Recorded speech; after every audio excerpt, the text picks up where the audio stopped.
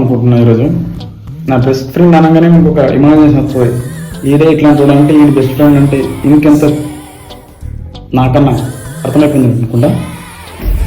మా ఫ్రెండ్ కానీ ఒకసారి మా ఇంటి ఫంక్షన్ ఉండే, మామ ఇట్లా ఫంక్షన్ ఉంది ఇంటికి రా జర ఉంటే జర బాగుంటుంది అని నేను సెంటిమెంట్లో నా లైవ్లో వదిలేసా వాడికి.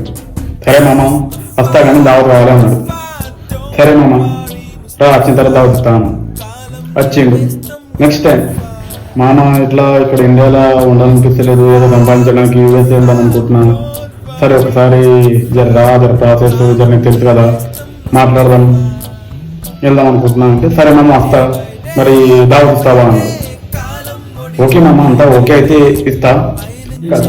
నాకు పెద్ద ట్విస్ట్, మామ అయితే లేదా లైఫ్ 22,000 వరకు ఎట్లనో బతికినాం. 23,000 తర్వాత బీటెక్ అయిన తర్వాత ఖాళీ వచ్చి హైదరాబాద్లో ఉంటే టార్చర్ అనిపిస్తుంది, జాబులు లేవు, దిమాగ్ ఖరాబ్ అవుతుంది, చచ్చిపోదాం అనుకుంటున్నా, నాతో అయితే లేదనుకుంటున్నా.